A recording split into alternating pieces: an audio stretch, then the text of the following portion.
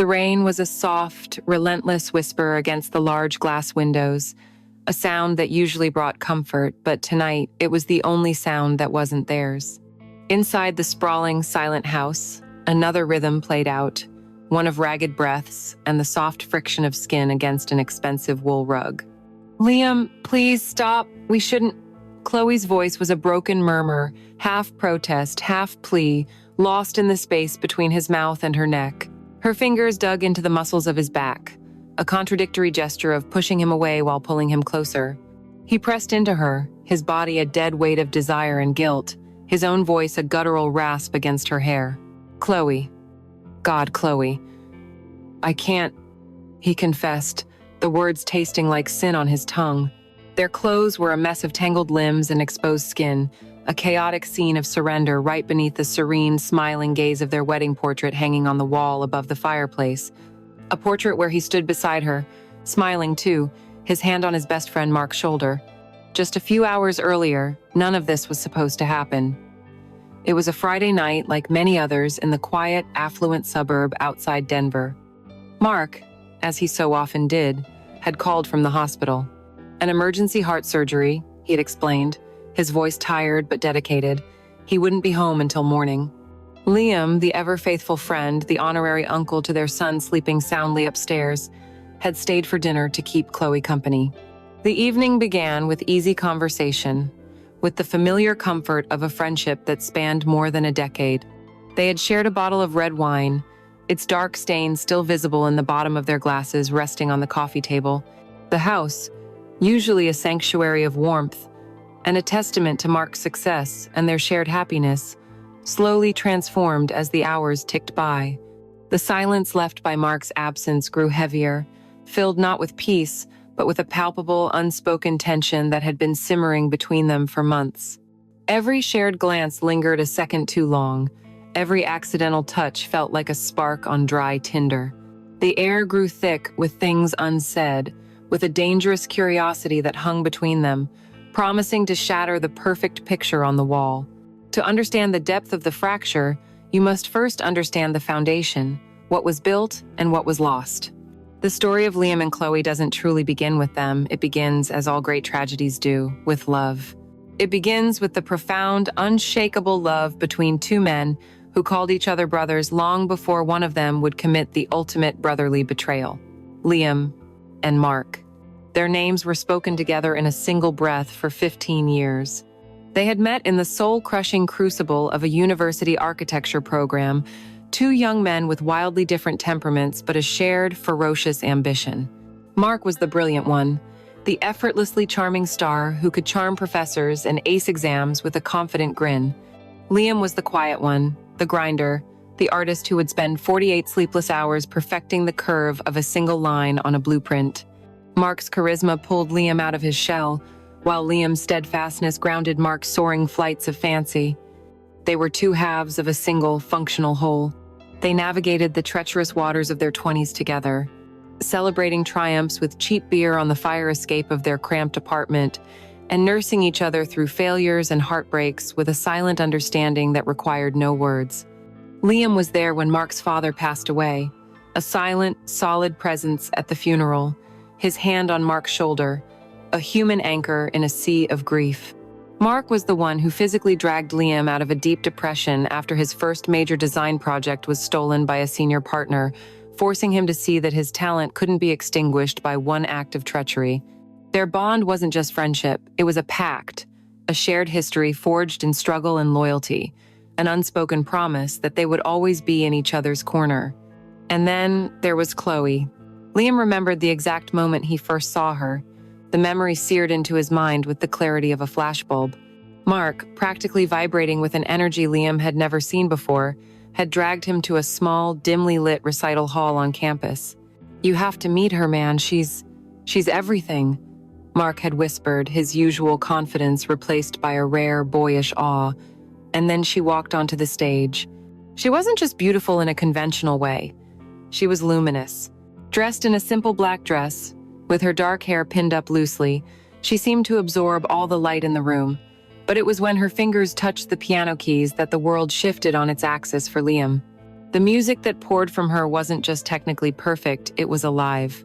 It was a storm of passion, a whisper of melancholy, a torrent of feeling that spoke directly to the silent, artistic soul within him.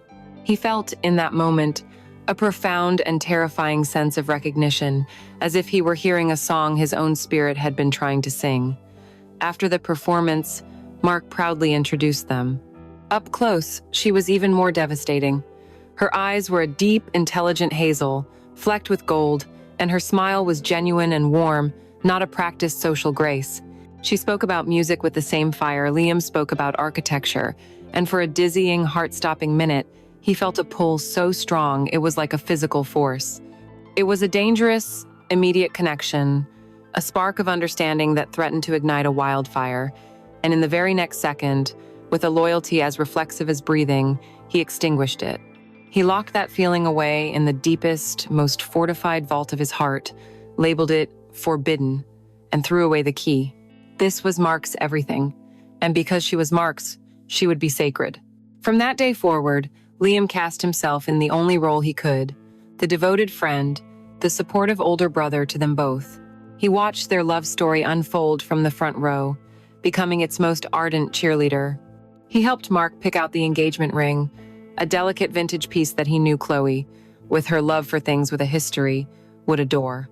He stood beside Mark at the altar as his best man, his heart swelling with a pure, uncomplicated happiness for his two favorite people.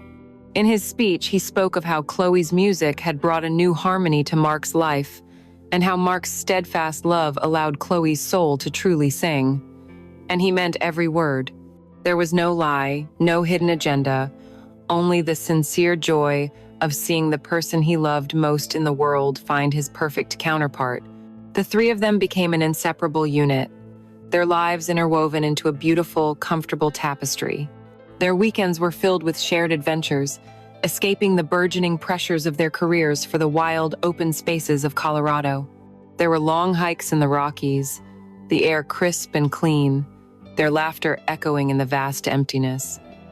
Liam remembered one specific trip, a grueling climb to a mountain summit.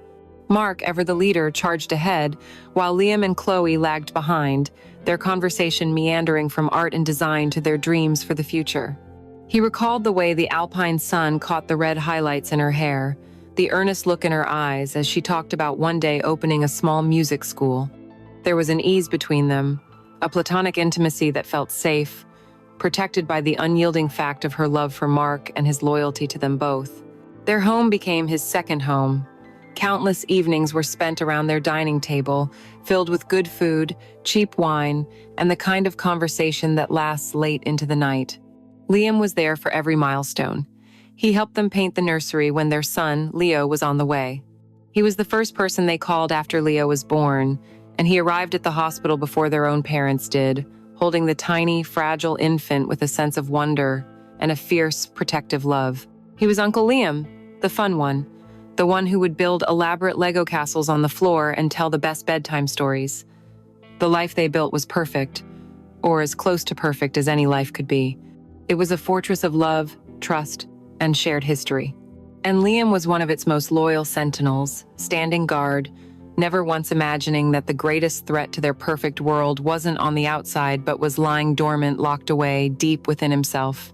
He had been so proud of his own discipline, so confident in the strength of his loyalty, that he never recognized that the vault he had built all those years ago wasn't impenetrable.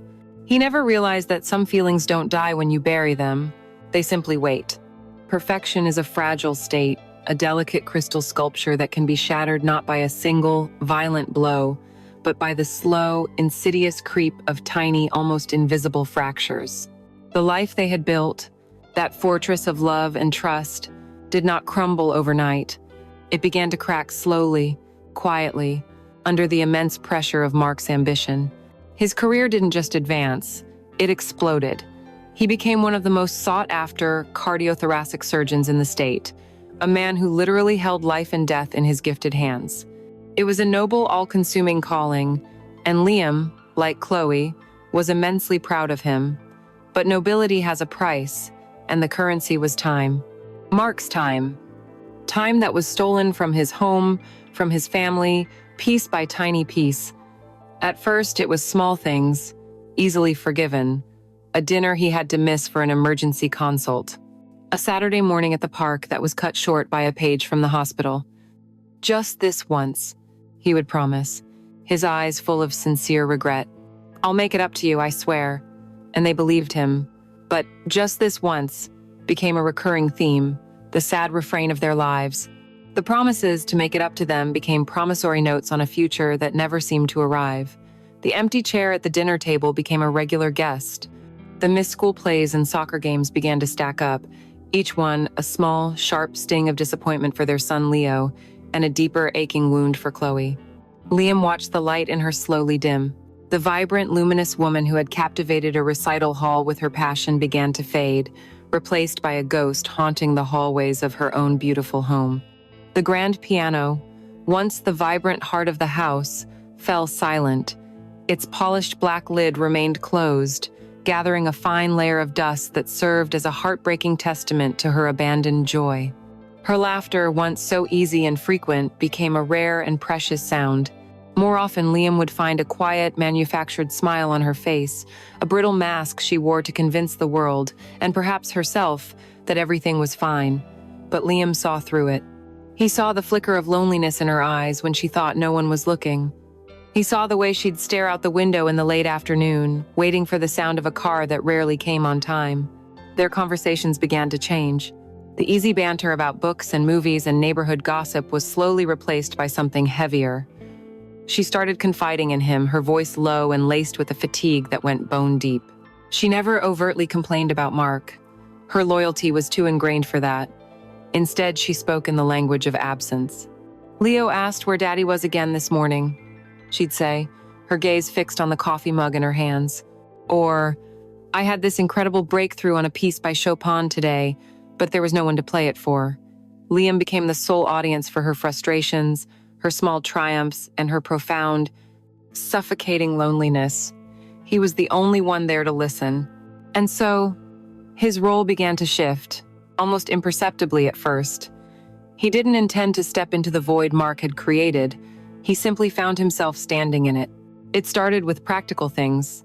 The small tasks of a husband that had been left undone. A leaky faucet in the guest bathroom that Mark had promised to fix for a month. Liam showed up one Saturday with a toolbox and fixed it in 20 minutes. The backyard fence that blew down in a windstorm. Liam spent an entire weekend setting new posts and replacing the boards. He told himself he was just helping Mark, taking some of the pressure off his overworked best friend. It was the right thing to do. He became a fixture at Leo's school events, the proud, cheering uncle in the stands, camera in hand, capturing the moments Mark was missing. He was the one who helped Leo with his science fair project, staying up late to perfect a model volcano. He was the one Chloe called when her car battery died in the grocery store parking lot. He was reliable. He was present. He was always there. Their lives became entangled in the quiet, domestic routines that are the bedrock of a marriage. He would often come over for dinner and find Chloe utterly exhausted. Without being asked, he would take over, shooing her onto the sofa with a glass of wine while he finished cooking. They would eat together, the three of them, a comfortable, practiced family unit. Afterwards, he would help clean the kitchen, their movements synchronized in the small space, their shoulders occasionally brushing in a way that felt both innocent and electric. They would put Leo to bed together, reading him stories, their voices intertwining. And then, in the deep quiet of the house, after the boy was asleep, they would sit and talk for hours. These weren't the hurried, logistical conversations she had with Mark over the phone. These were deep, meandering discussions about life, about art, about the quiet disappointments that settle in your heart as you get older. He saw her not just as Mark's wife, but as Chloe, the brilliant, complex woman with a universe inside her that was going unexplored. A dangerous intimacy began to grow between them, nurtured in the fertile soil of Mark's absence and her loneliness. It wasn't physical, not yet. It was something far more insidious. It was the intimacy of shared secrets, of being the only person who truly saw another's unhappiness. They were careful to keep their interactions within the prescribed boundaries of friendship, but the lines were becoming hazy, blurred by late nights and shared vulnerabilities. There was a current of unspoken attraction flowing just beneath the surface of their every interaction, a low hum of possibility that they both felt and that they both consciously chose to ignore. They told themselves they were just best friends, that this was what friends did for each other. They were a family, looking out for one another. It was a comfortable, convenient lie, a self-deception that allowed them to drift ever closer, never acknowledging that they were no longer standing on solid ground, but on the crumbling edge of a precipice. The human mind has a remarkable capacity for self-deception, for building walls to contain inconvenient truths. Liam had built his walls high and strong, fortifying them with the mortar of loyalty and brotherly love. For years they had held firm, but the constant, gentle pressure of Chloe's presence, her quiet unhappiness, and his own undeniable solitude began to wear them down. The foundation eroded and cracks began to appear, letting in thin slivers of a light he had forbidden himself to see. And in that light, he began to truly look at her for the first time in a decade, not as Mark's wife, not as a cherished friend, but simply as Chloe. And what he saw undid him. It began with the smallest, most inconsequential details, a secret catalog of observations he compiled in the privacy of his own mind. He became obsessed with the way she would gather her dark hair and twist it up into a loose knot at the back of her head, a simple, unthinking gesture that exposed the pale, vulnerable curve of her nape.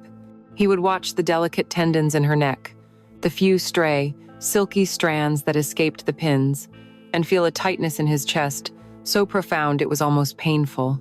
He learned the specific scent of her skin, a subtle blend of jasmine, and something uniquely her own, a clean, warm fragrance that lingered in a room long after she had left it. He found himself inhaling deeply when he stood near her, a secret, stolen indulgence that felt both shameful and necessary. He studied her mouth, the elegant shape of her lips, and the way they would curve into a smile that no longer quite reached her hazel eyes. He saw the melancholy that clung to the corners of her smile, a heartbreaking beauty that made him want to do something, anything, to see it replaced with the genuine joy he remembered from years ago. These were the observations of a man standing on the edge of a great fall, and soon observation was not enough. The accidental became intentional, the space between them charged with a new, dangerous energy. A casual touch, while reaching for the salt shaker at the dinner table, would become a moment where his fingers deliberately brushed against hers, lingering for a fraction of a second longer than was necessary.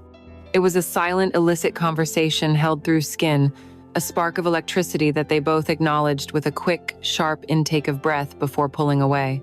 Their gazes, too, began to hold a different weight. They would be talking in the kitchen, and a look across the granite island would transform from a simple moment of connection into a deep, searching gaze that lasted for 3 heartbeats, then 4, then 5. In those silent seconds, whole volumes were spoken. He saw his own forbidden longing mirrored in her eyes, a flicker of curiosity and a deep, resonant loneliness that matched his own. They were 2 solitudes, orbiting each other, the gravitational pull growing stronger with each passing day. They both felt it, this palpable shift in the atmosphere whenever they were alone, but they never spoke of it. To give it a name would be to make it real, to give form to the monster they were both trying to pretend wasn't there. Their conversations, which had already grown intimate, delved into even deeper territory. They stopped talking about Mark's absence and started talking about their own. She spoke of the woman she might have been, the concert pianist who played for sold-out halls in Paris and Vienna, a dream that now felt like it belonged to another person's life.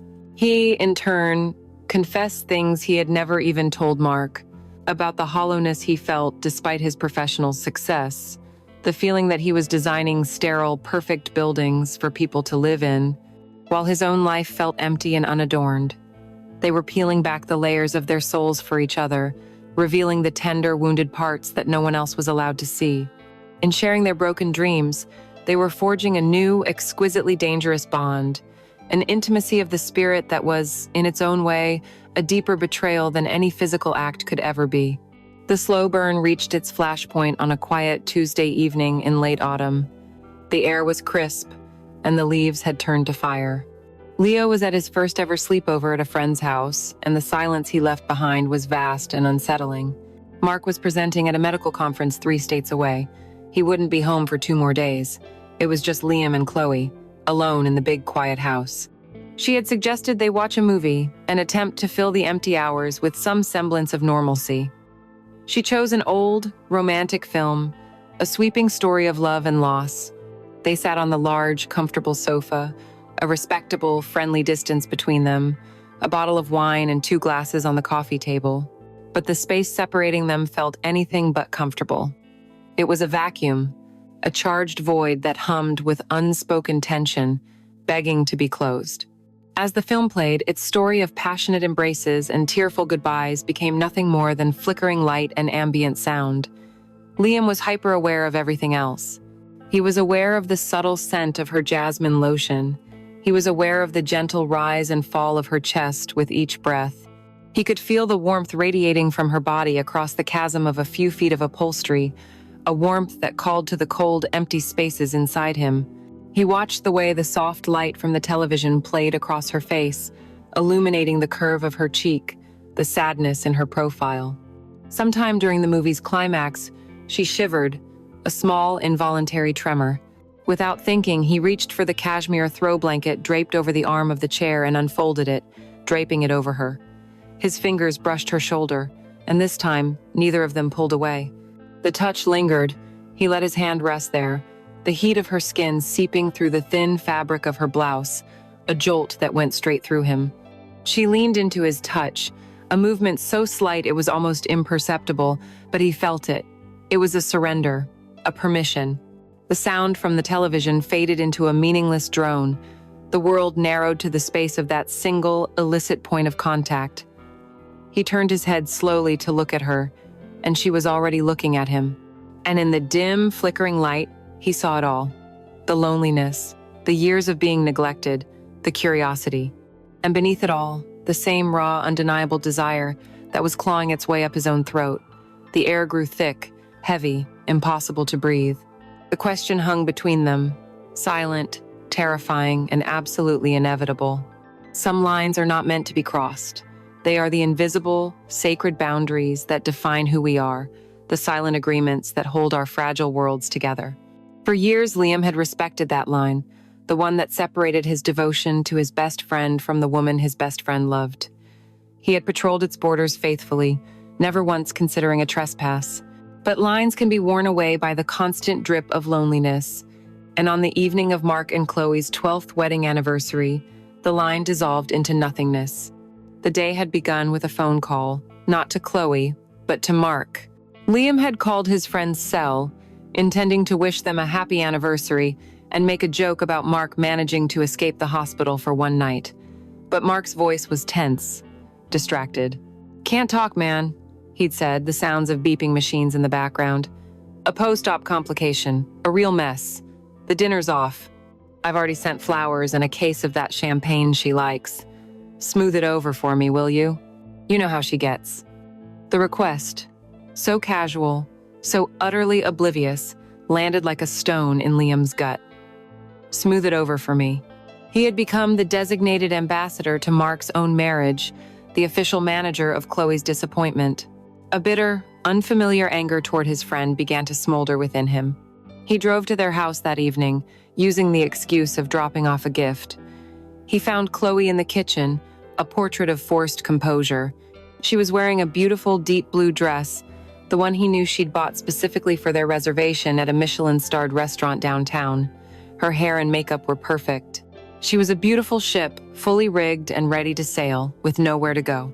On the kitchen counter sat a ridiculously large bouquet of roses and an unopened wooden crate of vintage champagne, a cold, expensive apology. "He's not coming," she said, her voice unnaturally bright, completely devoid of emotion. It was the calm at the center of a hurricane, and Liam knew the storm was coming. He didn't offer platitudes or excuses for Mark. He simply took the anniversary gift out of his bag, a rare first edition book of poetry by her favorite author, and placed it on the counter. "He's an idiot," Liam said quietly, "but his loss is my gain. Will you at least let me buy you a drink?" Her carefully constructed facade finally cracked. A single tear traced a path through her perfect makeup. She nodded silently. They didn't open the champagne. That felt like a mockery. Instead, Liam found a bottle of simple, honest red wine, and they sat in the living room, the cavernous space feeling more empty than ever. For a long time, they drank in silence, the only sound the ticking of the grandfather clock in the hall, counting down the minutes of a celebration that would never happen. Then, she began to talk. She spoke of all the other missed moments, the birthdays, the school concerts, the small, everyday promises that had been broken. It was a quiet, relentless accounting of her own invisibility. And then, the tears came. Not the loud, dramatic sobs of anger, but a silent, hopeless weeping that shook her entire body. It was the sound of a heart that had finally given up. Instinct, or something that masqueraded as it, took over. He moved from his chair to sit beside her on the sofa. He put an arm around her, a hesitant, careful gesture meant to offer comfort. "Hey, it's okay," he whispered, the words feeling hollow and inadequate. She didn't respond. Instead, she collapsed against him, turning her face into his chest, her hands clutching the front of his shirt. He held her, his hand rubbing soothing circles on her back, his mind a chaotic whirl of pity, anger, and something else, something dark and thrilling he refused to name. He was breathing in the scent of her hair, feeling the warmth of her tears soaking through his shirt, the fragile, trembling architecture of her body pressed against his. The role of comforter, of loyal friend, began to feel like a costume he was wearing. Beneath it, a man was holding the woman he had secretly, silently, desired for over a decade. The circles he rubbed on her back became slower, more deliberate. His embrace tightened, the intention shifting from solace to possession. This was no longer a hug of comfort. It was an anchor, a claim. He felt her crying begin to subside, replaced by a shudder of a different kind. He pulled back just enough to look at her. Her face was a mess of tears and smudged mascara, but in the soft lamplight, he had never seen anything more beautiful or more vulnerable. Her hazel eyes, swimming with sorrow, locked onto his. He saw his own complicated feelings reflected there, the guilt, the longing, the sheer, terrifying inevitability of the moment. With a hand that trembled slightly, he reached up and brushed a tear from her cheek with his thumb. Her skin was soft, electric. His thumb lingered, stroking the curve of her cheekbone. And then, all the years of restraint, all the loyalty, all the carefully constructed walls simply crumbled to dust. He leaned in and pressed his mouth to hers. It was not a gentle kiss. It was a collision. It was the desperate, frantic meeting of two starved souls, a raw, explosive release of everything left unsaid and unfelt for 12 long years.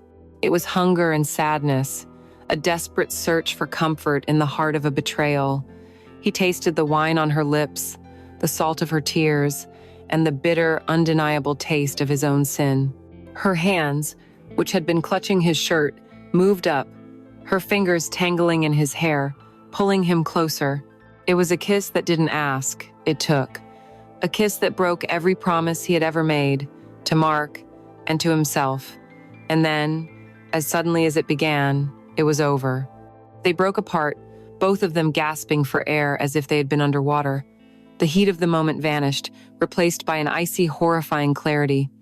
They stared at each other, their chests heaving. The space between them, once filled with unspoken desire, was now a smoking crater of shame and disbelief. Her eyes were wide with a dawning horror that mirrored his own. His name fell from her lips, not in a moan of passion, but in a choked, terrified whisper. "Liam, oh my God, what did we do?" The grandfather clock in the hall chimed 10 times, each gong an indictment, a funeral bell for the world they had just destroyed. In the week that followed the kiss, silence became a physical entity, a suffocating presence that filled the space between them. A simple text message became a monumental task, each word weighed and rewritten, and ultimately deleted. Phone calls went unanswered, the cheerful, oblivious messages Mark left on both their voicemails, serving as excruciating reminders of the world they had fractured. The silence wasn't empty. It was filled with the ghost of their kiss, the memory of that frantic, desperate pressure of mouths, the taste of wine and tears and regret. The avoidance was a torment, a constant, low-grade fever of guilt, and, more dangerously, of a desire that had now been awakened and refused to go back to sleep. The forbidden had been sampled, and the silence only amplified its allure. It was Chloe who broke first. A simple 3-word text appeared on Liam's phone late one afternoon. "We need to talk." The words were a summons, a surrender, a plea. Liam knew they couldn't talk at her house, not in the home built on Mark's trust, a space now tainted by their secret. So he offered the only alternative, a place that was his alone, a sterile ground for a messy confession. My place, tonight, 8 o'clock. His apartment was the antithesis of her home. It was a minimalist architectural space on the top floor of a downtown loft building, with polished concrete floors, vast windows showcasing the city lights, and furniture that was more sculpture than comfort. It was a space designed for solitude, a reflection of the man he had become. When he opened the door to her at precisely 8, the contrast was jarring. She looked small and out of place, her warmth and softness a stark contrast to the cold, hard lines of his home. She wore simple jeans and a silk blouse, but she carried the weight of their shared guilt like a heavy coat. The air between them was thick with apologies that felt meaningless and accusations that would never be spoken. "I am so sorry, Liam," she began, her voice barely a whisper. "That night, it was the wine, the anniversary, it was a mistake." He nodded, playing his part in the charade. "I know, it was my fault too, we were both emotional, it can't happen again." For Mark. They spoke the name of his best friend, his brother, and it hung in the air between them like a judgment. They stood several feet apart, reciting the lines they had prepared, but their bodies told a different story. Their eyes were locked, unable to look away, and in that shared gaze, the lie of their words was laid bare. They didn't want it to be a mistake, and they were both terrified by the certainty that it would happen again. The conversation died, the last of their feeble justifications exhausted. The only sound was the distant hum of city traffic through the glass, and then he moved. Each step on the polished concrete floor was a deliberate, final decision. He closed the space between them, and she didn't retreat. She stood her ground, her breathing shallow, her eyes wide with a potent mix of fear and surrender. He stopped just before her, close enough to feel the heat coming from her body, to smell that faint, intoxicating scent of jasmine. He lifted a hand, not to her face this time, but to a button on her silk blouse, his fingers brushing the soft fabric. She flinched, but she did not pull away, and that was the only answer he needed. His fingers, clumsy with a decade of repressed longing, began to work at the buttons. One by one, they came undone, the blouse parting to reveal the delicate black lace of her bra against the pale, luminous skin of her chest.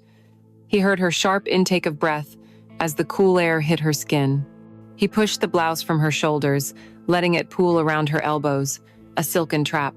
For a long moment, he just looked at her. He took in the sight he had forced himself never to imagine, the reality of her far more devastating than any fantasy. He saw the frantic pulse beating in the hollow of her throat, the way her full, round breasts strained against the fragile lace. He was drowning in the details. He leaned in, not for her mouth, but for the warm, vulnerable skin of her neck, his lips tracing a slow path to her collarbone. And as he did, the last remnants of his conscience made their final, desperate stand. "Chloe," he rasped, his voice thick with a torment that was almost unbearable. "We can't do this. It's Mark." It was a protest, a prayer, and a plea for her to be the one to stop them, because he knew he no longer could. She answered not with words, but with a shuddering sigh, a sound that was part pain, part pleasure. Her hands came up, not to push him away, but to cradle the back of his head, her fingers tangling in his hair. And then she spoke, her voice a ragged whisper that shattered his last defense. "Liam, don't talk. Just please." It was an absolution. It was a command. In that moment, the fight was over. Reason had surrendered completely to the raw, undeniable tyranny of want.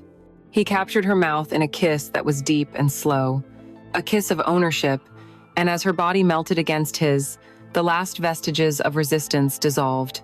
He unhooked her bra, his hands cupping her weight, his thumbs brushing against her hardened nipples, drawing a low, guttural moan from deep in her throat. The sound of her pleasure was his undoing. He swept her into his arms and carried her to his bedroom, a space as stark and minimalist as the rest of the apartment. They fell onto the bed in a tangle of limbs and discarded clothing, a frantic, desperate urgency taking over. Every touch was a discovery, every kiss a confession. The initial sounds of her hesitation, the soft gasps of "we shouldn't," were soon lost, replaced by the open, unguarded sounds of pure, unadulterated pleasure. The name she cried out in the darkness was not her husband's, it was his. And in the stark, lonely landscape of his apartment, surrounded by the cold, unforgiving lights of the city, they committed the most intimate and devastating act of betrayal, finding a fleeting, desperate solace in the heart of their shared sin. The night's passion had been a storm, a wild, desperate oblivion that had consumed everything in its path. But storms pass, and what they leave in their wake is a stark and silent devastation. Liam woke to this devastation in the cold, gray light of dawn. His apartment, with its floor-to-ceiling windows, was designed to embrace the morning, but today the light felt like an intrusion, a harsh, clinical illuminator of his sin. It streamed across the disheveled bedsheets, catching the dust motes dancing in the air, and fell upon Chloe's sleeping form. She lay on her side, turned away from him, her dark hair a chaotic spill across the white pillow. In sleep, she looked impossibly vulnerable, the tension and loneliness erased from her features. She could have been any man's wife, sleeping peacefully. But she wasn't. She was Mark's wife, his best friend's wife. The thought, which had been a distant, muted whisper during the night, now screamed in the silence of the morning. A wave of guilt so profound it was nauseating washed over him. The woman beside him was no longer just a body he had desired and possessed. She was the living, breathing embodiment of his betrayal, a symbol of the trust he had shattered and the honor he had sacrificed for a few desperate hours of release.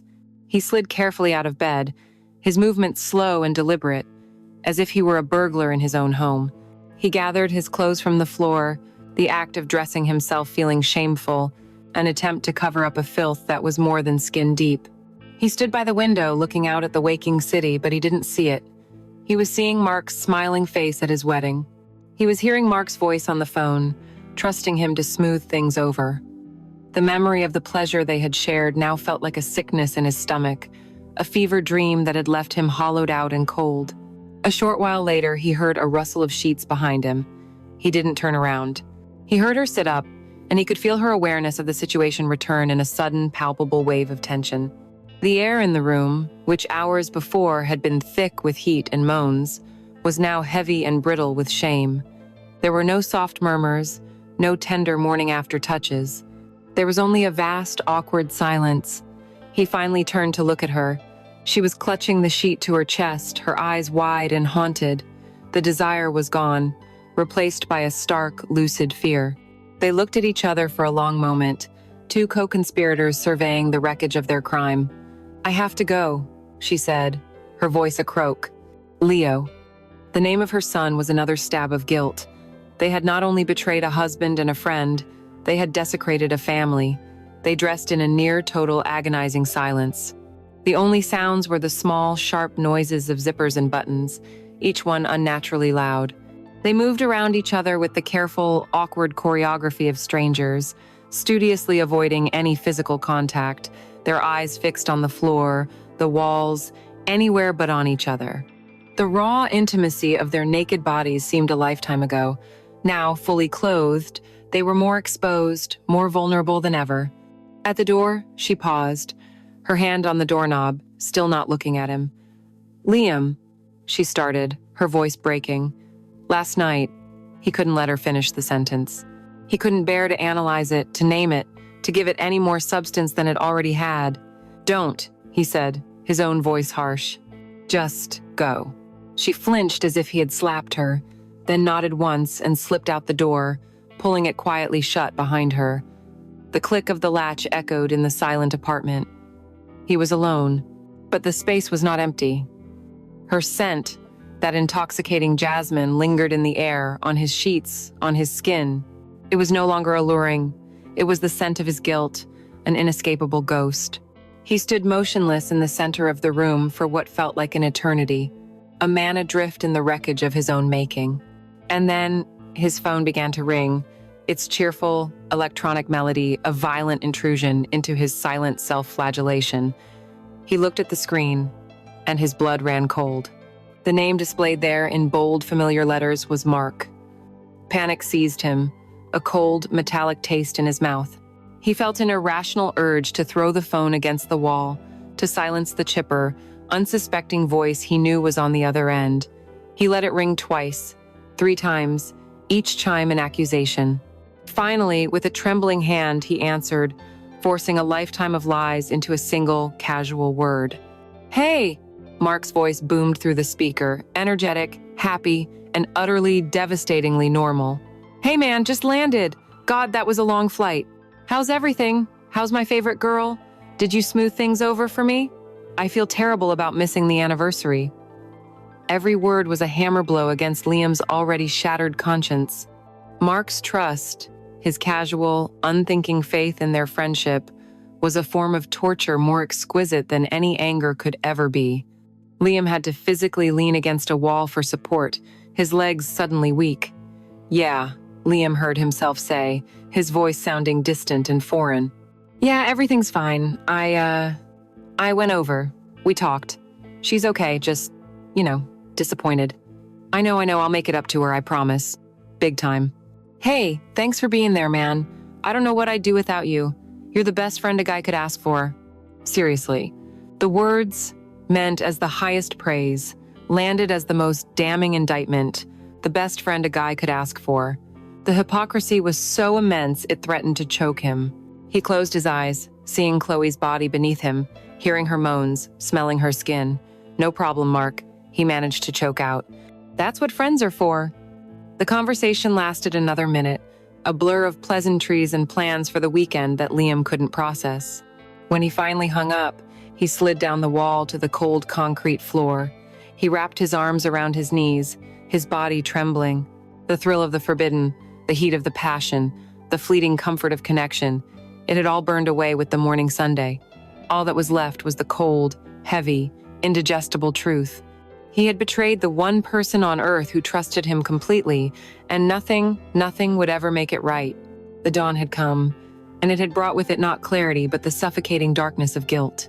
They made a promise, the kind of desperate, hollow promise 2 people make when standing in the ruins of a world they just destroyed. They promised it was only once. A terrible, unforgivable, singular mistake born of wine and grief and a momentary catastrophic lapse in judgment. They promised each other, through a stilted, agonizing phone call a few days later, that they would bury it, that they would go back to the way things were, that they would be strong enough to save what was left of their friendship, of her marriage. For a few weeks, they played their parts with a pained, Oscar-worthy desperation. They were the perfect trio once more, at least on the surface. They had dinner together when Mark was actually home. Liam would come over and throw a baseball with Leo in the backyard. They would talk and laugh, but it was all a performance. The effortless comfort that had once defined their relationship was gone, replaced by a hyper-awareness, a brittle tension that hummed just beneath the surface. Liam was acutely aware of the space between his body and Chloe's, careful never to let them touch. Chloe would avoid his gaze, her eyes darting away whenever they happened to meet. Their forced normalcy was more exhausting than any confrontation could ever have been, and the memory of that night at his apartment was a 4th person in every room, a silent, mocking ghost. The lie they were living was unsustainable, a dam holding back a flood of unspoken truth, and it was a single, careless moment from Mark that finally broke it. They were at a neighbor's backyard barbecue, a perfect suburban tableau of tiki torches and laughing children. Mark was holding court by the grill, charming everyone with a story from the hospital, while Chloe stood by the drinks table, a polite, fixed smile on her face. Liam was watching her, as he always was now, and he saw the moment the smile faltered. One of the other wives had asked Chloe if she was still playing the piano, and Chloe had brightened, a genuine spark in her eyes for the first time all evening.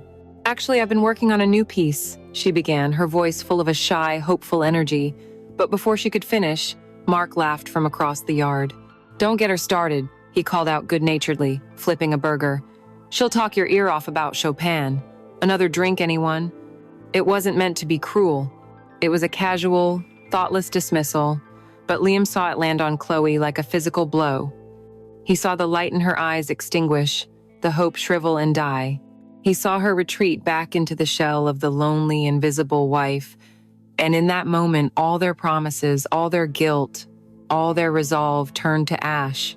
Their eyes met across the lawn, over the heads of the laughing crowd, and in that silent, loaded glance, the pact was broken. It was a look of shared pain, of mutual understanding, and of a dark, resonant question: if he doesn't see you, and he doesn't see me, why are we pretending? The affair did not restart with apologies or hesitation. It began again with a simple text from a new, prepaid phone he had bought for this exact purpose, a cold acknowledgement of their shared fate. It was from her, 2 nights after the barbecue. "Are you busy?" he replied with a single word. "Number." An hour later, she was at his door. There were no words, no talk of right or wrong. The time for that was over. He simply pulled her inside, and their bodies took over, seeking a desperate, frantic solace in the one place they could find it. And so began their secret, sordid life, a life lived in the margins, in stolen pockets of time, carved out of their real lives. Their promise of only once became a lie they repeated to themselves like a prayer, as they fell into a desperate, addictive spiral. They became experts in deception, masters of logistics. They had their burner phones, their carefully constructed alibis, their rehearsed stories for why they were late or unreachable.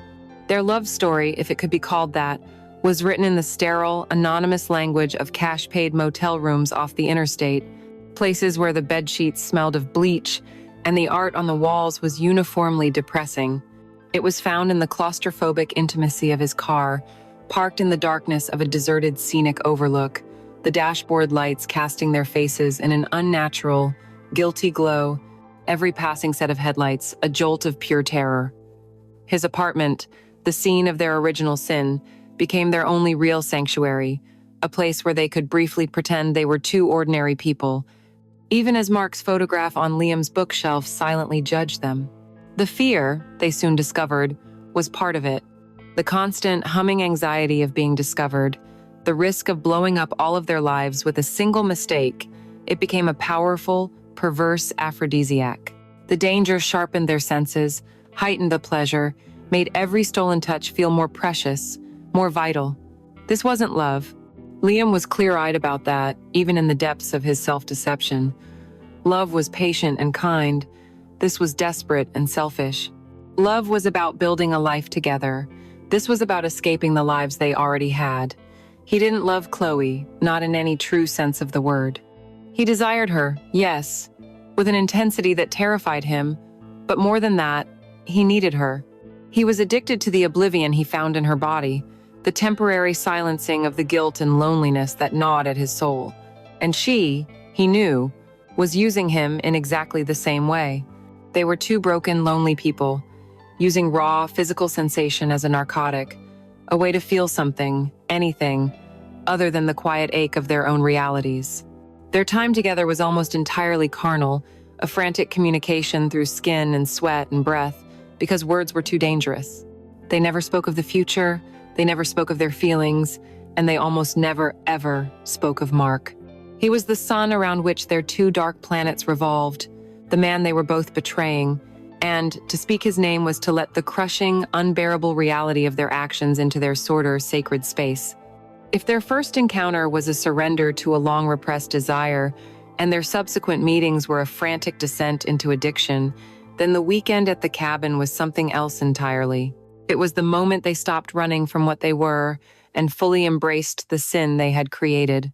It was a conscious, deliberate shedding of their guilt, a willing immersion into pure, primal wanting. Liam had arranged it under the perfect guise of a work retreat, a necessary escape to the mountains to finish a major project without distraction. It was an easy lie for Mark to believe. He understood the demands of an all-consuming profession. Chloe, in turn, had fabricated a story about visiting a college roommate in a nearby town. Their alibis were fortress walls, built to give them 48 uninterrupted hours in a world of their own making. The cabin itself was a stage perfectly set for their transgression. Tucked deep in a pine forest, miles up a winding dirt road, it was a bubble of profound isolation. Inside, it was rustic and masculine, with rough-hewn wooden walls, a massive stone fireplace, and a large bearskin rug thrown before it.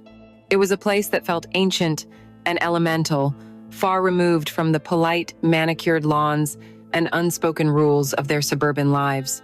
Here, there was no judgment, no prying eyes, no ghost of a betrayed husband and friend, There was only the wind in the pines, the crackle of the fire he had built, and the heavy, patient waiting. He heard the crunch of her car's tires on the gravel driveway, just as the sun began to dip below the jagged mountain peaks, painting the sky in violent streaks of orange and purple. He stood at the door and watched her get out of the car, and in that instant, he knew this time would be different. She wasn't Chloe, the lonely wife and mother. She was a different creature entirely. She wore a single piece of clothing, a dress the color of blood, a slash of defiant crimson against the deep greens and browns of the forest. It was a simple sleeveless sheath, but it clung to every curve of her body, a second skin that advertised, rather than concealed, the perfection of her form. As she walked towards the cabin, her hips moving with a slow, deliberate confidence, he felt a jolt of something primal, a possessive, territorial instinct that went beyond mere desire. She stopped in front of him, her hazel eyes dark and unreadable in the twilight. She didn't smile. She didn't offer a greeting. She simply looked at him, a silent challenge, an invitation. He reached for her, his hands sliding from her shoulders down her arms, and then to her waist, pulling her flush against him, and that's when he knew. Through the thin, unforgiving fabric of the dress, he could feel the bare, uninterrupted warmth of her skin. The truth of it, the sheer audacity of her statement, sent a shockwave of pure lust through him. She had come to him wearing nothing but a promise. There were no words. Words were for the world they had left behind, the world of lies and excuses and rationalizations. Here, in this isolated temple to their sin, they had a more honest language. He backed her into the cabin, kicking the heavy wooden door shut with his heel. The sound of the deadbolt sliding into place was a definitive, resounding finality. This world was now sealed. He pressed her against the rough, vertical logs of the wall, the friction of the wood a stark contrast to the silkiness of her dress and the softness of her skin beneath. He lifted her, his hands cupping the full, round weight of her buttocks, and she wrapped her legs around his waist without a moment's hesitation, her body locking onto his. This wasn't the desperate, fumbling passion of their first time. This was a raw, knowing, and hungry act. His mouth found hers in a kiss that was not about comfort or connection, but about possession, about staking a claim. He could feel her heart hammering against his chest, or maybe it was his own. Her breasts, full and heavy, were crushed against him, and he groaned at the exquisite pressure. The dialogue that passed between them was not a conversation. It was a litany of need, a series of short, guttural sounds and single, desperate words. As he moved within her, his rhythm hard and unforgiving against the wall, she threw her head back, her breath coming in ragged gasps. "Liam," she panted, her voice a raw cry. Harder. It wasn't a request, it was a command, and he obeyed it without question. "Oh, Chloe, you feel so good," he growled against her neck, his own control fraying with every powerful thrust. "Say my name." She did, again and again. His name a desperate, breathless mantra on her lips, a sound that was both a surrender and a victory. In the isolation of the cabin, there was no need for the stifled gasps and bitten-back moans of their stolen moments in cars and hotel rooms. Here, she was free. The sounds she made were loud, unrestrained, and utterly primal, the cries of a woman claiming a pleasure she had long been denied. They echoed off the wooden walls, mingling with the crackle of the fire, the sound of their complete, unapologetic fall from grace. In that cabin, for those 2 days, they were not a respected architect and a surgeon's lonely wife. They were simply a man and a woman, two animals stripped of all artifice, driven by a singular, all-consuming need. They were not building anything. They were not creating love. They were engaged in a beautiful, terrible act of mutual destruction, burning down the world for the fleeting, magnificent warmth of the flames. The intoxicating, lawless freedom of the cabin could not last. It was a bubble, a temporary pocket of reality where they could be their truest, most debased selves. But the moment their cars hit the paved highway back toward the city, the bubble burst and the cold, thin air of the real world rushed in. The guilt they had so successfully silenced in the wilderness returned, but it brought with it a new and terrible companion: fear. They had grown bolder, more reckless, and in doing so, they had become sloppy. And a man like Mark, a brilliant surgeon whose entire life was dedicated to observing the smallest, most subtle details, to diagnose a hidden sickness, was bound to notice the symptoms of the disease that was consuming his wife and his best friend. The changes were small at first, the kind of subtle shifts in behavior that might go unnoticed by a less attentive man. Chloe, who was once so open and relaxed, became twitchy and guarded. Her phone, once left casually on the kitchen counter, was now her constant companion, clutched in her hand or kept face down beside her, as if it might betray her. She would jump whenever the house phone rang, or when a car door slammed on the street outside. Her alibis for her absences, once simple, became overly detailed, rambling narratives that felt rehearsed and unnatural. She was a bad liar, and the effort of maintaining the deception was making her transparent. Liam's own transformation was just as damning. He, who had once been as comfortable in Mark and Chloe's home as he was in his own, now felt like an intruder, an imposter. He could no longer meet Mark's gaze. He would find himself staring at his friend's chin, his shoulder, anywhere but the honest, trusting eyes he was so profoundly betraying. Their easy, brotherly banter, once the bedrock of their friendship, became stilted and forced. Liam would laugh too loudly at Mark's jokes, his responses to questions just a little too quick. The guilt was a physical presence, a tightness in his chest and a sour taste in his mouth whenever he was in the same room as his friend. Mark, for his part, did not confront them. His method was far more unnerving. He began to probe, asking innocent questions that felt like surgical incisions, designed to see what would bleed. "You seem jumpy lately, honey," he'd say to Chloe, as she flinched when her phone buzzed with a text. "Everything okay?" To Liam, it would be a casual, friendly hand on the shoulder. "We don't see you as much anymore, man. You've been distant. Something going on?" Each question was a small, calculated test, and Liam knew, with a sickening certainty, that he and Chloe were failing everyone. The foundation of their lies was cracking under the gentle, persistent pressure of his suspicion. The paranoia that had been simmering beneath the surface erupted into full-blown terror on a cold, rainy Wednesday night. It was the night of their undoing, the moment their secret affair stopped being a thrilling escape and became a desperate, life-or-death struggle for survival. Mark was supposed to be on a 24-hour shift, a grueling marathon of back-to-back surgeries. His absence was a certainty, a green light for their recklessness. Liam was at the house, a common enough occurrence, but his car was parked brazenly in the driveway, a testament to their growing carelessness. Leo was fast asleep upstairs. They were in the living room, sharing a bottle of wine, the fire crackling in the hearth. They weren't touching, but the air between them was thick with the memory of the cabin, a silent, shared energy that was its own kind of intimacy.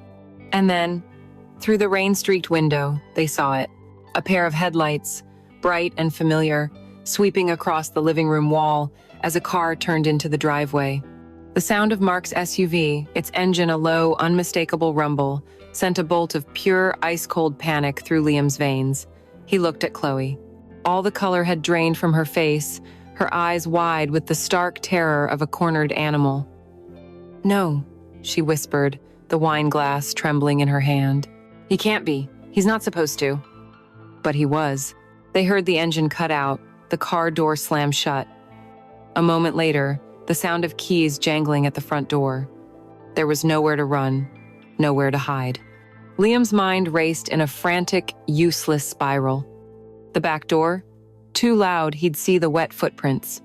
Upstairs? 1,000 times worse. They were trapped. The deadbolt turned with a deafening click, and the door swung open. Mark stood there, dripping wet, looking utterly exhausted. He forced a weary smile. "Hey, honey, my last surgery got canceled. Thought I'd come home and surprise."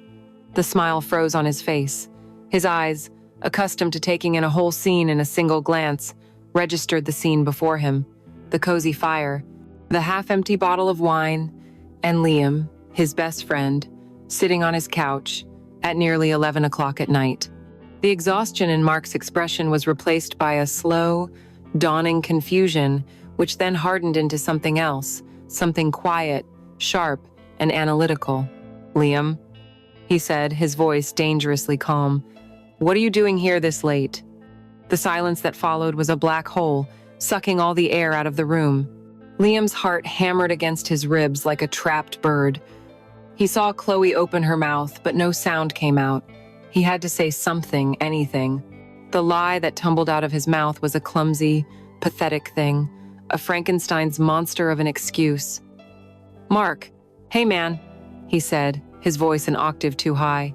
"Crazy, right?" Chloe called me. The pipe under the kitchen sink. It burst, water everywhere. I just finished patching it up, just having a quick glass of wine to, decompress. It was a terrible lie, and he knew it the second the words left his mouth. There was no water on the floor, no tools, no sign of any plumbing emergency. Chloe, seeing his floundering, jumped in to corroborate, which only made it worse. Yes, it was awful. I panicked. Liam was a lifesaver. Their stories were a frantic, overlapping mess. Mark didn't move. He stood there in the doorway, the rain dripping from his coat onto the hardwood floor. He didn't raise his voice. He didn't yell. He simply looked at them. His gaze moved from Chloe's terrified, pale face to Liam's own sweaty, panicked one, and then down to Liam's perfectly clean, dry hands. He was a diagnostician looking at two very obvious, very damning symptoms. He nodded slowly, a single deliberate motion. "A pipe," he said, his voice flat, devoid of all emotion. "Right. Well, good thing you were here to fix it, Liam." He stepped inside, closing the door behind him, and the fragile, illusory world of their affair came crashing down around them. The game was over. The shadow of suspicion was no longer a shadow. It was a cold, hard, inescapable reality, and it now had a name: Mark. The lie about the leaky pipe did not fix anything. It was a flimsy, pathetic patch on a hemorrhaging wound, and all three of them knew it. In the days and weeks that followed that night, the very atmosphere in their lives changed. The comfortable warmth that had once defined their trio curdled into a cold, suffocating formality. Mark was no longer the jovial, trusting friend. He became a quiet, watchful presence, a surgeon observing a terminal illness, his face a mask of professional politeness that was infinitely more terrifying than any rage would have been. He was distant, his conversations with both of them brief and clinical, his eyes holding a new, chilling clarity. He was a man who knew he had been lied to, and was now simply waiting, watching, and collecting evidence. For Liam and Chloe, the affair, which had once been a secret, intoxicating world of their own, transformed into a cage of their own making. The thrill was gone, replaced by a constant, gut-gnawing paranoia. Every ring of the phone was a potential accusation, every unexpected visit from Mark a potential judgment day. They stopped their secret meetings, the risk now far too great, the pleasure completely eclipsed by the fear. But the silence between them was no better. It was a vacuum filled with shared terror and a growing, unspoken resentment. They were two criminals, chained together by their crime, each secretly blaming the other for their predicament. The relentless psychological pressure began to take its toll, making them frayed and careless. Chloe became a phantom in her own home, her movements tentative, her voice a perpetual whisper. She lost her appetite, and dark, bruised circles formed under her eyes, a physical manifestation of her sleepless, guilt-ridden nights. She would oscillate between moments of frantic, overly affectionate attention toward Mark, as if trying to love the suspicion out of him, and long periods of withdrawn, catatonic silence. She was unraveling, thread by thread. Liam, meanwhile, buried himself in his work, using long hours at the office as an excuse to avoid both his friend and his lover. He became short-tempered and distracted, his mind constantly replaying the scene of their lie, searching for the flaw in Mark's expression that would tell him exactly how much he knew. He was haunted by his betrayal, the ghost of his friendship with Mark, a constant, accusing presence at his shoulder. Their shared anxiety was a breeding ground for a final, fatal mistake. It came on a Tuesday afternoon, a moment of weakness born from desperation. Chloe had called him on his burner phone, her voice frantic and thin. She needed to see him, just for a moment, to know they were on the same page, to feel the brief, illusory comfort of not being alone in her terror. He agreed, against his better judgment, to a brief 5-minute meeting in his car, parked in the far corner of a quiet public park. It was a tense, miserable encounter. There was no passion, only fear. They spoke in hushed, urgent whispers, their eyes constantly scanning the path for passers-by. As she prepared to leave, her movements hurried and clumsy. She fumbled with her purse. In her haste to get out of the car and disappear back into her life, she didn't feel the small, familiar weight dislodge from her earlobe. A single earring, a delicate silver drop, with a small, distinctive sapphire, a birthday gift, from Mark, 2 years prior, fell silently into the dark abyss between the passenger seat and the center console. Neither of them had any idea it was gone. The discovery happened 4 days later. Mark's SUV was in the shop for routine service, and he called Liam for a ride to the hospital. The request was casual, but for Liam, it felt like a summons. The 20-minute drive was the longest of his life. The car, once the scene of their illicit passion, was now a claustrophobic interrogation room. The silence between them was thick and heavy, punctuated only by Mark's curt, monosyllabic answers to Liam's attempts at small talk. About halfway through the drive, Mark, reaching for his phone in the center console, knocked his keys to the floor. "Damn it," he muttered, bending down into the cramped footwell to retrieve them. Liam kept his eyes glued to the road, his hands gripping the steering wheel so tightly his knuckles were white. He heard Mark's keys jingle, and then a different sound, a small metallic click, and then silence. A long, profound silence. Liam risked a sideways glance. Mark was no longer looking for his keys. He was sitting up, staring at something small and glinting in the palm of his hand. It was the earring. Liam's heart stopped. He could feel the blood drain from his face, a cold dread washing over him. He could see the exact moment the gears turned in Mark's analytical mind, the confusion, the faint flicker of recognition, and then the sudden, sickening, absolute certainty. Mark knew that earring. He had picked it out himself. He had watched Chloe open the small velvet box. He knew it belonged on his wife's ear, not on the floor of his best friend's car.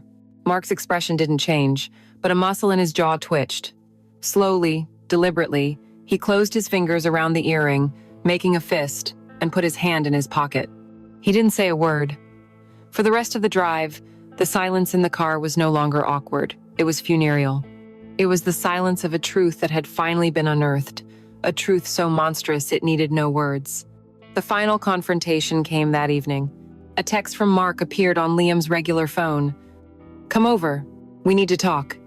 It wasn't a request. Liam drove to the house in a daze, a condemned man walking to his own execution. He found them waiting for him in the living room, the place where so many of their happy memories had been made, now a cold and sterile courtroom. Chloe sat on the edge of the sofa, rigid, her face ashen. Mark stood by the fireplace, his back to the empty, cold hearth. The air was thick, with a silence that was heavier and more terrifying than any screaming match could ever be. Liam stood in the doorway, unable to move, unable to breathe. Mark turned to face him. His face was a blank canvas, wiped clean of all emotion, his eyes as cold and sharp as a surgeon's scalpel. He didn't speak of leaky pipes. He didn't ask about late nights or hushed phone calls. All the little lies, all the clumsy deceptions, they were irrelevant now. He slowly raised his hand and opened his fist. There, in the center of his palm, lay the small silver and sapphire earring, glittering under the lamplight like a single captured tear. He said nothing. He simply held it there, the irrefutable evidence, the final, damning piece of the puzzle. His gaze moved from the earring in his hand to his wife's devastated face, and then, finally, to Liam. The silence stretched, and stretched, and stretched. A deafening roar that was the sound of a friendship being executed, a marriage being buried, and a life being utterly and irrevocably destroyed. The tiny silver earring lay in the center of Mark's palm, a prosecutor presenting its final, irrefutable piece of evidence. The silence in the room was a physical weight pressing down, crushing the air from Liam's lungs. He watched as Chloe crumpled, a soundless, violent implosion of grief and shame, her face buried in her hands. But Mark's eyes were not on his wife. They were on Liam, and in their depths, Liam saw something far worse than rage. He saw the complete and utter death of a 15-year brotherhood. When Mark finally spoke, his voice was not the thunder of anger Liam had expected, but a dead, hollow whisper that was infinitely more devastating. Why? The question was not for Chloe. It was aimed directly at Liam, a single word that carried the weight of 1,000 shared memories, 1,000 moments of trust. She was my wife, but you were my brother. He didn't wait for an answer. There was no answer that could possibly suffice. The surgeon's analytical calm finally broke, but not into violence. He simply sagged, his entire body seeming to deflate, the life force draining out of him. He looked at the earring in his hand, then let it fall to the floor where it landed with a tiny, insignificant clink. "Get out of my house," he said, his voice still a whisper, but now laced with the sharp, cold steel of finality. "Both of you." The aftermath was a swift and brutal demolition of a life. Lawyers were called, papers were filed, and the beautiful house that had been their sanctuary was put on the market. Their circle of friends, once so tight-knit, fractured and dissolved, unwilling to be caught in the blast radius of such a profound betrayal. There was no forgiveness from Mark, only a cold, impenetrable silence. He cut Liam out of his life with the same precision he used in the operating room, a clean, cauterized amputation. The marriage ended, the friendship was executed, and all that was left was wreckage. In the midst of that wreckage, Liam and Chloe tried, foolishly, to build something new. They clung to each other, two survivors of a shipwreck they themselves had caused. They moved into Liam's sterile apartment, the scene of their first sin, hoping to transform it into a home. But their relationship, born in the shadows of neglect and nurtured by the thrill of secrecy, could not survive in the harsh, unforgiving light of day. The very foundation was poison. Every time he looked at her, he saw not the woman he desired, but a living monument to his guilt, a constant reminder of the brother he had lost. And when she looked at him, she saw the man for whom she had sacrificed her family, her honor, and her peace of mind. The desire, once a roaring fire, dwindled to embers, and then to cold ash. The silence that had once crackled with unspoken passion was now filled with unspoken resentment and shared, suffocating guilt. Their affair was an escape from loneliness, but now, together, they had never been more alone. Their end came not with a bang, but with a quiet, exhausted whimper 6 months later, a mutual admission that what they had was not love, but a shared damnation, and it was a burden too heavy for two people to carry. Years passed. Life, as it does, went on, but it never truly moved on. Liam's career soared. He designed magnificent, award-winning buildings, monuments of glass and steel that reshaped the city skyline. He had wealth, success, professional admiration, everything he had once thought he wanted. But he lived his life inside a ghost story of his own making. He remained in the same loft apartment, a self-imposed prison sentence. Some nights, when the loneliness became a physical ache, he would get in his car and drive. The car would take him, as if by its own volition, to that quiet, tree-lined street in the suburbs. He would park down the block from the house, their old house, and watch. A new family lived there now. He could see the warm glow of the lights, the silhouette of a father chasing his children in the yard, the shadow of a husband and wife embracing in the kitchen. He would watch this picture of a life he had once been a part of, and had single-handedly destroyed, until the ache in his chest became unbearable.